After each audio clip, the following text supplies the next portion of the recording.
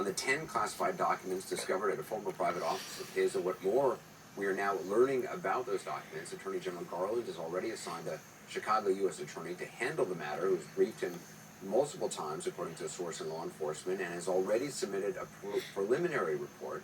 Now, tonight we're discovering just what these documents covered. So before hearing from the president, let's go to CNN special correspondent Jamie Gangel, who has this new reporting. So what do we know?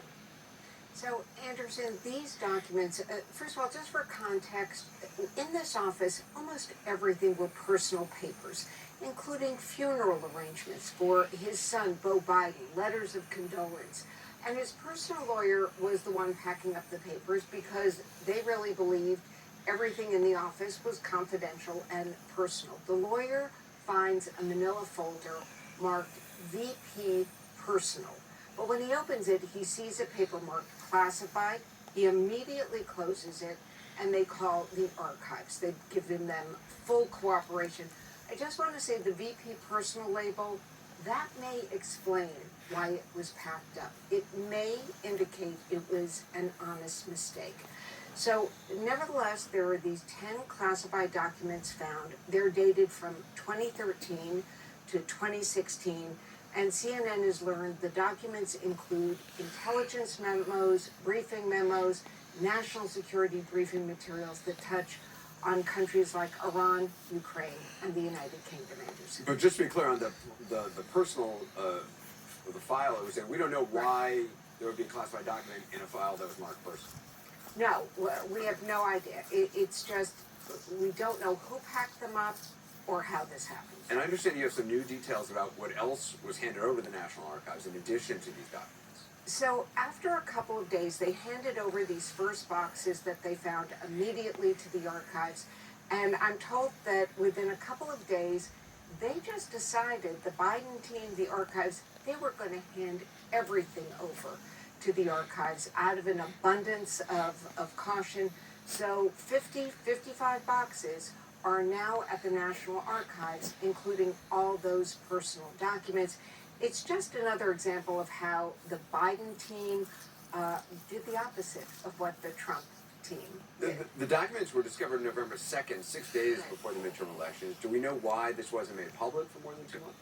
We don't. We don't know whether it's because of the investigation. We don't know whether it's political. There is no question that people are going to ask about the timing, and certainly Republicans and Donald Trump are going to try to make political hay out of it. I understand that the House Oversight Committee chairman is already looking into this. Welcome to the new Congress. I just looked at the memo, and it said that the Oversight Committee is investigating whether there is political bias at the National Archives. I'm going to take a point of privilege here. I have covered the archives for a long time. They are the least partisan people in this town. They are historians. They are librarians. They famously describe themselves as introverts who, even when they've been working together for 30 years, when they pass each other on the hall, they look the other way. This is not a political group of people, Anderson. Jimmy Gangel, appreciate it. Again, as we mentioned, the president spoke for the first time about this before returning home tonight from the North American Leaders Summit in Mexico. CNN Chief White House correspondent Phil Mattingly joins us now with what he said, left unsaid. Also, what can you tell us? You know, Anderson, White House officials have been very clear. They put out an on-the-record statement from the White House counsel's office, and there would be very little, if anything else, they would say as this Justice Department review continues to play out. But the president gave his version of the events that track very closely with what his White House counsel's team, and also his response when he discovered that these documents existed. Take a listen. People know I take classified documents, classified information seriously. When my lawyers were clearing out my office at the University of Pennsylvania, they set up an office for me, a secure office in the Capitol. For 4 years after being vice president, I was a professor at Penn. They found some documents in a box, a locked cabinet, or at least a closet. And as soon as they did, they realized there were several classified documents in that box. And they did what they should have done. They immediately called the archives,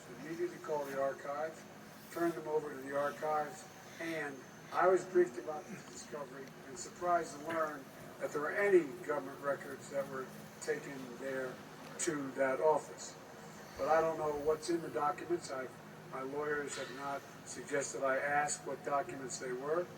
I've turned over the boxes, they've turned over the boxes to the archives, and we're cooperating fully with the review, and which I hope will be finished soon, and will be more detail at that time.